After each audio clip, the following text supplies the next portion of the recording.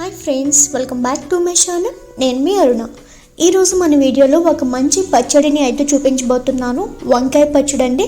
ఎలా చేయాలో నేను మీకు పర్ఫెక్ట్గా మెజర్మెంట్స్తో సహా చెప్తాను. ఇది అంత పెద్ద ప్రాసెస్ ఏం కాదండి, చాలా ఈజీగా ఇంట్లోనే ప్రిపేర్ చేసుకోవచ్చు. మనం నార్మల్గా వంకాయ కూర ఎలా చేసుకుంటామో దానికన్నా తక్కువ టైంలోనే సింపుల్గా అయితే చేసేసుకోవచ్చు. టేస్ట్ అయితే అద్దరిపోతుంది. మీరు ట్రై చేయండి, మీకే నచ్చుతుంది, మీరే చెప్తారు ఎలా ఉందనేది. ఇక్కడ మనం ముందుగా వంకాయ పచ్చడిని చేసుకోవడానికి నేను ఇక్కడ లేతగా ఉండే పర్పుల్ కలర్ వంకాయలను అయితే తీసుకున్నాను. మీరు తెల్ల వంకాయలు కూడా వాడొచ్చండి. పొడవు వంకాయలతో చేసినా కూడా ఈ పచ్చడి రుచి అనేది చాలా బాగుంటుంది. నేను ఇక్కడ అరకేసి వంకాయలు తీసుకున్నాను. అలాగే ఈ పచ్చడి టేస్టీగా ఉండడానికి ఇక్కడ టమాటాలు కూడా తీసుకున్నాను. మీడియం సైజ్ టమాటాలను ఒక 5 నుంచి 6 తీసుకుంటున్నానండి. కొంచెం పెద్దగా ఉండే టమాటాలు అయితే 4 తీసుకోండి, సరిపోతుంది. ఇప్పుడు ముందుగా ఒక గిన్నెలో కొంచెం నీళ్లు తీసుకొని అందులో కొంచెం ఉప్పు వేసుకొని వంకాయల్ని కట్ చేసిన వెంటనే ఈ సాల్ట్ వాటర్లోకి వేసేసుకోవాలి. ఇలా తొడుమును తీసేసి నేనైతే ఇలా రౌండ్గా కట్ చేసుకున్నాను. మీరు స్ట్రైట్గా కట్ చేసుకోవచ్చు, ఎలా లేదు అంటే మీకు నచ్చినట్లుగా కట్ చేసుకోవచ్చు. సన్నగా కట్ చేసి తీసుకుంటే తొందరగా అయితే ఫ్రై అవుతాయని నేను ఇలా తీసుకున్నాను. ఇప్పుడు వీటన్నింటినీ ఉప్పు నీళ్ళలో వేసి పక్కన ఉంచేయండి. అలాగే టమాటాలను కూడా తీసుకొని చిన్న చిన్న ముక్కలుగా కట్ చేసి పక్కన ఉంచేసుకోవాలి.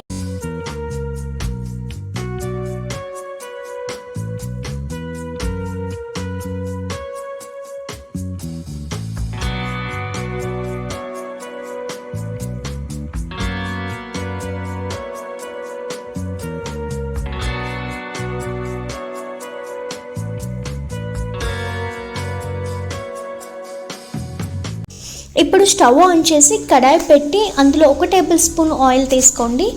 ఆయిల్ వేడయ్యాక 1 టేబుల్ స్పూన్ వరకు పల్లీలను తీసుకొని దోరగా వేయించుకోవాలి. ఇలా ఈ పచ్చడిలో కొన్ని పల్లీలను తీసుకోవడం వలన చాలా మంచి టేస్ట్ ఉంటుందండి. పల్లీలు కొంచెం ఫ్రై చేశాక ఇందులోనే 1 టేబుల్ స్పూన్ వరకు ధనియాలను అలాగే 1/2 టీ స్పూన్ వరకు జీలకర్రను వేసుకొని ఫ్రై చేసుకోవాలి. ఇవి కూడా ఇలా కొంచెం ఫ్రై అయ్యాక ఇందులోకి ఒక 20 నుండి 25 ఎండుమిరపకాయలను తీసుకుంటున్నాను. నాకైతే కారం సరిపోతుంది. అలాగే మీరు కారం వాడాలి అనుకుంటే కనుక ఎండుమిరపకాయలు ఒక 10 నుంచి 12 తీసుకోండి, సరిపోతుంది.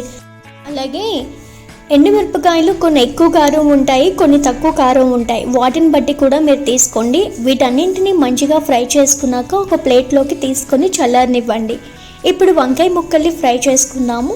ఇదే నూనెలో మనం కట్ చేసి పెట్టిన వంకాయ ముక్కల్ని తీసుకొని బాగా కలపండి.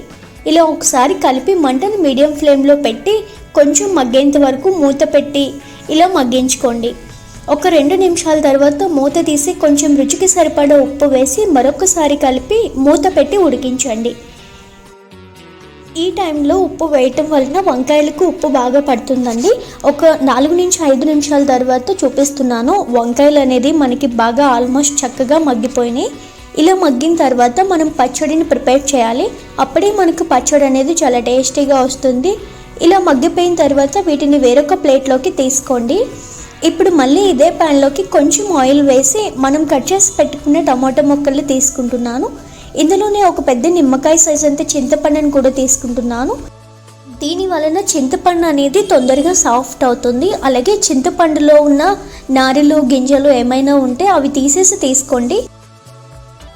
ఇందాక చెప్పాను కదా, కారం యాడ్ చేయాలి అనుకునేవారు ఇప్పుడు కారం యాడ్ చేసుకోవచ్చు. నేను మీకు చూపించడం కోసం చాలా కొంచెం కారం అయితే యాడ్ చేశాను. అలాగే 1/2 టీ స్పూన్ వరకు పసుపు తీసుకొని బాగా కలిపి ఒక 2-3 నిమిషాలు బాగా వేయించామంటే టమాటాలు అనేవి బాగా మగ్గిపోతాయి. వీటన్నింటినీ మీడియం ఫ్లేమ్లోనే మగ్గించాలి. మనం ఈ టమాటాలను ఎక్కువగా మగ్గించాల్సిన అవసరం లేదు, ఇలా మగ్గితే సరిపోతుంది. ఇప్పుడు స్టవ్ ఆఫ్ చేసి చివరిగా ఇందులోకి కొంచెం కొత్తిమీరను కాడలతో సహా తీసుకొని బాగా కలుపుకోవాలి. ఈ వేడికి కొత్తిమీర ఆకు అనేది సాఫ్ట్ అవుతుంది, ఫ్రై చేయాల్సిన అవసరం లేదు. ఇప్పుడు వీటిని పక్కన పెట్టి పూర్తిగా చల్లారనివ్వండి. మరో పక్కన మనం ముందుగా ఫ్రై చేసి పెట్టుకున్న వాటిని మిక్సీ బౌల్లో వేసి వాటితో పాటు ఒక 7-8 పొట్టు తీసేసిన వెల్లుల్లిపాయలను కూడా తీసుకొని మెత్తగా గ్రైండ్ చేసుకోండి. నేను ఇక్కడ మిక్సీ గిన్నెలో గ్రైండ్ చేస్తున్నాను. ఇన్ కేస్ మీ దగ్గర రోల్ అవైలబుల్గా ఉంటే కనుక సేమ్ ప్రాసెస్లో రోట్లో దంచి తీసుకోవచ్చు, చాలా టేస్ట్ ఉంటుంది. వీటిని ఈ విధంగా గ్రైండ్ చేశాక ఇప్పుడు ఇందులో ఫ్రై చేసి పెట్టిన వంకాయలు తీసుకున్నాను. అలాగే ఫ్రై చేసిన టమోటాలను కూడా తీసుకుంటున్నాను. ఇలా తీసుకున్న వీటిని మరీ ఎక్కువగా గ్రైండ్ చేయకుండా మనం రోట్లో దంచితే ఎలా అయితే కచ్చాపచ్చాగా అక్కడక్కడ కనిపిస్తూ ఉంటుందో సేమ్ అలాగే గ్రైండ్ చేసుకోవాలి. మీరు ఎక్కువగా గ్రైండ్ చేశారంటే చట్నీలాగా అయిపోతుంది. అలా కాకుండా ఆపి గ్రైండ్ చేసామంటే కనుక సేమ్ రోట్లో దంచి తీసుకుంటే ఎలా ఉంటుందో అలానే వస్తుంది.